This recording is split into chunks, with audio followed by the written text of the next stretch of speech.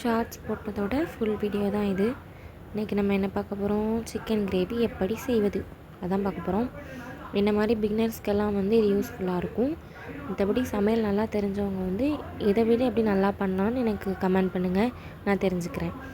First வந்து எண்ணெயை வந்து நல்லா சூடு பண்ணிவிட்டு கடுகு போட்டு கருவேப்பிலை போட்டுட்டு ஸ்லைஸ் வந்து வெங்காயம் வந்து நல்லா நீள் நீளமாக கட் பண்ணி வச்சுக்கணும். நான் நறுக்கியிருக்கிறத விட இன்னும் கொஞ்சம் ஒல்லியாகவே நறுக்கலாம், நல்லாயிருக்கும். அப்போ தான் நல்லா வேகும். அதுக்கப்புறம் கருவேப்பிலை, கொத்தமல்லி, கொஞ்சோண்டு புதினா வந்து நான் போட்டு ட்ரை பண்ணி பார்த்தேன், நல்லா தான் இருந்துச்சு. அதனால் புதினா எல்லாம் போட்டு நல்லா மிக்ஸ் பண்ணணும். கொஞ்சம் உப்பு போட்டுக்கணும், அப்போ தான் வந்து டக்குன்னு வேகும் வெங்காயம். ஸோ உப்பு போட்டு நல்லா பரட்டி விட்டுட்டோம் அப்படின்னா அது என்ன சொல்லுவாங்க, நல்லா ப்ரௌன் கலரில் வெந்து வரணும் வெங்காயம். அப்போ தான் வந்து கொஞ்சம் குழுப்பாக இருக்கும் நம்ம வைக்கிற குழம்பு. அதனால் அதுக்கப்புறம் தக்காளி போட்டு தக்காளியுமே நல்லா வதக்கணும். அதுவுமே நல்லா வெங்காயத்தோடு நல்லா வதங்கி வந்தால் தான் வந்து நம்ம வைக்கிற கிரேவி வந்து இன்னும் கொஞ்சம் குழுப்பு கொடுக்கும்.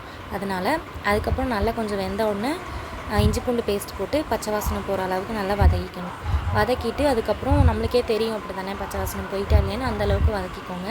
வதக்கிட்டு அது வந்து நல்லா கொஞ்சம் நேரம் கிண்டி விட்டால் தான் உண்டு, இல்லைன்னா அதில் கீழே அடிப்பிடிக்க ஆரம்பிச்சிடும், ஏன்னா இஞ்சி பூண்டு பேஸ்ட்டு போட்டிருக்கனால. அதுக்கப்புறம் கொஞ்சோண்டு மஞ்சப்பொடி தேவையான அளவு போட்டுக்கோங்க, ரொம்ப போட வேண்டாம். அப்புறம் வத்தப்பொடி வந்து உங்கள் உரப்புக்கு ஏற்ற மாதிரி போட்டுக்கோங்க. நான் வந்து 2 ஸ்பூன் போட்டிருக்கேன். எங்கள் வீட்டில் கொஞ்சம் உரப்பு ஜாஸ்தியாக சாப்பிடுவோம், அதனால் 2 ஸ்பூன் போட்டிருக்கேன்.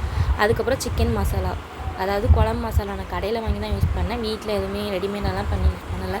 அதுக்கப்புறம் கொஞ்சம் தயிர் வந்து ஆப்ஷனல் தான், நான் வந்து போட்டு பார்த்தேன், நல்லா இருந்துச்சு. ஸோ நீங்களும் ட்ரை பண்ணி பாருங்கள். அதுக்கப்புறம் அதையுமே தயிருமே ஊற்றி நல்லா கிண்டி விட்டுக்கோங்க. தயிர் ஊற்றுனதுக்கப்புறமுமே கொஞ்சம் அடி பிடிக்கும், அதனால் அதையும் கொஞ்சம் கைவிடாமல் கிண்டிட்டீங்க அப்படின்னா கொஞ்சம் அடி பிடிக்கிறதுலேருந்து தப்பிச்சிடும், இல்லைன்னா ஸ்மெல் வர ஆரம்பிச்சிடும். அதனால் கொஞ்சம் நல்லா கிண்டி விட்டுக்கோங்க. இன்னொன்று என்னென்னா, தயிர் வந்து கெட்டியான தயிர் எடுத்துக்கோங்க, இல்லைன்னா புளிப்பு தன்மை தெரியும். அதுக்கப்புறம் நான் சிக்கன் வந்து வேக வச்சுட்டேன் ஆல்ரெடி, அதனால் அந்த தண்ணியை நான் ஊற்றிக்கிட்டேன். இல்லை அப்படின்னா நீங்கள் வேக வச்சு வைக்கலைனாலும் பரவாயில்ல, நார்மலாக தண்ணி ஊற்றுற மாதிரி ஊற்றிக்கோங்க. நான் வந்து வேக வச்ச தண்ணியை ஊற்றிக்கிட்டேன். உங்களுக்கு எந்தளவுக்கு குழுப்பாக வேணுமோ அந்தளவுக்கு தண்ணி ஊற்றிக்கோங்க. இல்லை எனக்கு கெட்டியாக தான் வேணும் அப்படின்னா அதுக்கு தகுந்த மாதிரி ஊற்றிக்கலாம். ஊற்றிட்டு கொஞ்சம் நேரம் மூடி வச்சு ஒரு 10 நிமிஷம் நல்லா வேக வச்சிங்க அப்படின்னா, ஃபஸ்ட்டு சிக்கன் போடுறதுக்கு முன்னாடி தான் வேக வச்சிங்க அப்படின்னா அது வந்து நல்லா எண்ணெய் பிரிஞ்சு வரணும். வந்ததுக்கப்புறமா சிக்கன் போடுங்க. சிக்கனை போட்டு அதுவும் ஒரு 10 நிமிஷம் நல்லா வேக விடுங்க. மூடி வச்சு லோ ஃப்ளேமில் வச்சே வேக விடுங்க. கொஞ்சம் நேரத்துக்கு ஒருக்க எடுத்து விட்டு கிண்டிக்கோங்க. அப்போ தான் வந்து அடி பிடிக்காமல் இருக்கும். அதுக்கப்புறம் நல்லா சிக்கன் வெந்து அந்த எண்ணெய் பிரிஞ்சு வரணும், அதிலே நல்லா தெரியும்னு நினைக்கிறேன். எப்போவுமே வந்து எண்ணெய் பிரிஞ்சு வரணும் அப்படின்னு நினச்சிங்கன்னா ஸ்டார்டிங்லேயே வந்து எண்ணெய் கொஞ்சம் நிறைய ஆட் பண்ணிக்கோங்க. அப்போ தான் வந்து முடிக்கும்போது எண்ணெய் நல்லா பிரிஞ்சு வந்து சூப்பராக இருக்கும். லாஸ்ட்டில் வந்து கொஞ்சோண்டு தேங்காய் துருவி அதில் வந்து நிலக்கடலை, அதுக்கப்புறம் கொஞ்சோண்டு ஜீரகம், கொஞ்சோண்டு பெருஞ்சீரகம் போட்டு அரைச்சி ஊற்றுனீங்க அப்படின்னா டேஸ்ட் இன்னும் நல்லாயிருக்கும். தேங்காய் ஊற்றும் போது நம்ம வந்து நல்லா இன்னும் கொஞ்சம் வேக விடணும். இல்லை எனக்கு தேங்காய் வேண்டாம் அப்படின்னா கூட விட்டுறலாம், ஒன்றும் பிரச்சனை இல்லை.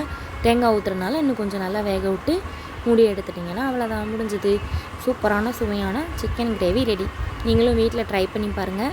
எப்படி இருக்குங்கிறத கமெண்ட் பண்ணிடுங்க. லாஸ்ட்டில் கொத்தமல்லி தூவிடுங்க. அவ்வளோதான், பாய்.